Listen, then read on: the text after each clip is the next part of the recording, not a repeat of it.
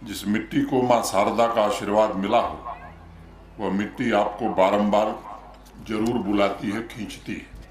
और इसीलिए शायद ही कोई ऐसा साल होगा जब कुपवाड़ा की पवित्र भूमि पर मेरी हाजिरी न लगी हो। भले ही कुपवाड़ा शहर में मैं न आया हूं, लेकिन विभिन्न इलाकों में मुझे आने का अवसर मिला है। एक बड़ा पुराना उम्दा शेर है जिसे मैं आपको नजर करना चाहूंगा।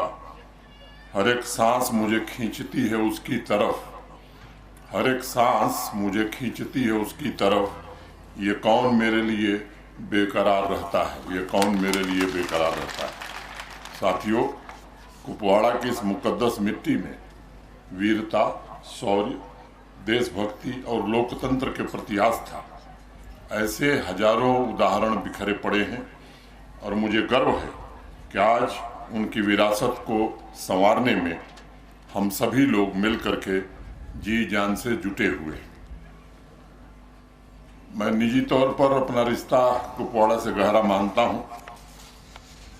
जब से जम्मू कश्मीर का कार्यभार मुझे मिला, तब से लेकर और आज तक अध्यात्म, प्राकृतिक सौंदर्य, सौहार्द और मोहब्बत की इस मिट्टी से मेरा संपर्क निरंतर बना हुआ है। ऊपर वाले का करिश्मा देखिए कि आज़ादी के 73 साल बाद मछैल और केरन में हजारों परिवारों की जिंदगी में उजाला भरने की जिम्मेदारी भी हम ही लोगों को उठानी पड़ी। इसी वर्ष जुलाई में वर्चुअल माध्यम से ही सही, आप सभी का दर्शन करके 33 साल बाद सिनेमा हॉल शुरू करने का अवसर भी मुझे ही मिला। अगस्त में मुझे दोबारा हंदवाड़ा आने का मौका आप लोगों ने दिया। मल्टीपर्पज स्पोर्ट्स हॉल युवाओं के बेहतरीन भविष्य को बनाने के लिए सौंपा गया। और उसी दिन विलगाम आरामपुरा में ग्रिड सब स्टेशन का भी लोकार्पण किया गया था तथा कुपवाड़ा के सर्वांगीण विकास के लिए 32 करोड़ रुपए की विभिन्न प्रोजेक्ट्स आम जनता को समर्पित किए गए।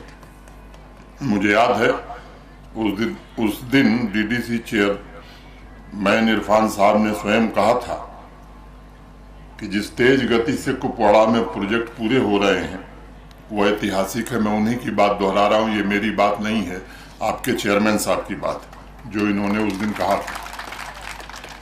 उस कड़ी में आज विकास के जिन कार्यों का लोकार्पण हुआ है वह कुपवाड़ा वासियों के जीवन स्तर को और ऊंचा करने, क्वालिटी लिविंग और जिले की गति को तेज करने में निश्चित रूप से मददगार साबित होगा, ऐसा मुझे विश्वास है।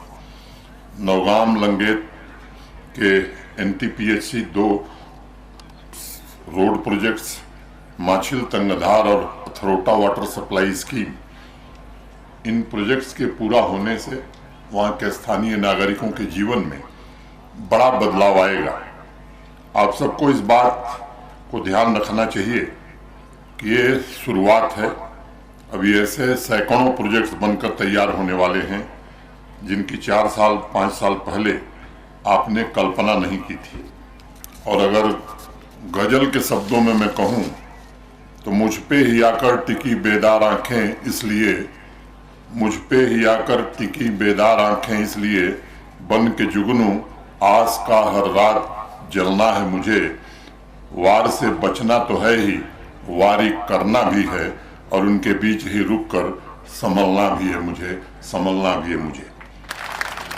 कुछ चीजों के बारे में मैं बोलना चाहूंगा और आप लोग जितना इस बात को समझेंगे अच्छा रहेगा। विकसित भारत की एक परिकल्पना है और विकसित भारत के लिए हम लोग प्रधानमंत्री जी ने लक्ष्य रखा है कि 2047 तक भारत विकसित होगा और किसी देश से पीछे नहीं होगा। मैं ऐसा मानता हूं कि हम लोग उससे बहुत जल्दी वो लक्ष्य हासिल कर लेंगे और उसमें विकसित JNK भी होगा और विकसित कुपवाड़ा भी होना चाहिए। तो अब आप जब सोचे तो विकसित कुपवाड़ा क्या होगा, उसका स्वरूप क्या होगा, उसमें क्या चीजें होंगी, क्या चीजें को पीछे छोड़ना है, किन चीजों पे आगे जाना है, उस पर सोचने की सबको जरूरत है। और मेरे ख्याल से आज के इस समारोह के बाद विकसित कुपवाड़ा कैसा होगा उसकी परिकल्पना जितनी साफ सुथरे तरह से दिमाग में ले आ जाए हम लोग, उतना अच्छा रहेगा। तो पहली रेजोल्यूशन जब आप लोग यहाँ से जाएं तो विकसित कुपवाड़ा को किस तरह बनाना है उसके बारे में सोचें। मैं 2-3 बातों पर ध्यान दिलाना चाहूंगा। एक तो पानी की बात मैं करना चाहूंगा। पानी हर घर में पहुंच जाएगा इस साल। और ये मैं इसलिए बोल रहा हूं कि पानी समिति बनाई गई है सभी जगह में। मैं शहरों की बात नहीं कर रहा हूं, शहरों में अमृत 2 अभी आएगा, उसमें इंतजाम हो जाएगा, लेकिन गांव में हर घर में पानी पहुंच जाएगा इस साल।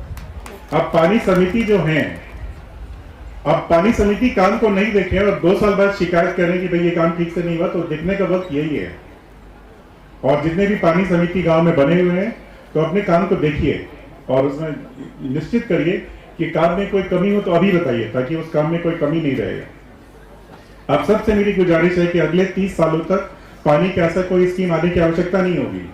तो जो पानी समिति के जितने भी लोग यहाँ मौजूद हैं, तो उस पर खास अपना योगदान दें और पानी की जो सहूलियत दी जा रही है उसको पूरा 100% अच्छी तरह से अचीव करें, ताकि आने वाले वक्त में कोई प्रॉब्लम नहीं रहे। बिजली के बारे में लोगों ने बात किया कि आपको 150 मेगावाट चाहिए वगैरह वगैरह। अगर मैं एक आंकड़ा दे रहा हूं कि पिछले 3 सालों में हम लोगों ने 31,000 करोड़ बोरो करके, उधार लेकर के बिजली के बिल चुकता किए हैं। इस तरह से बिजली की व्यवस्था नहीं चल सकती है। यहाँ पे AT&C लॉसेस मैं मान के चलता हूँ कि 50% से ऊपर होगा और हम लोग 50% सब्सिडी देते हैं, तो जो 100 रुपया देकर के हमें 20 रुपया भी वापस नहीं आता है। अगर लोग बिजली का जो भी सब्सिडी के साथ पैसा दिया मांगा जाता है वो दे दें, तो 24 घंटे बिजली मिलेगी। नए कुपवाड़ा में 24 घंटे बिजली हो और 100% पेमेंट हो, इसकी व्यवस्था बहुत आराम से की जा सकती है। और अगर यहाँ से सब लोग यही सोच के जाएं कि भाई ये मकसद नहीं हो कि मुफ्त में बिजली मिले, बल्कि ये हो कि 24 घंटे बिजली मिले। इतने गरीब नहीं हम लोग कि हम लोग बिजली का बिल चुकती नहीं कर सकें, लेकिन 24 घंटे बिजली मिल सकती है।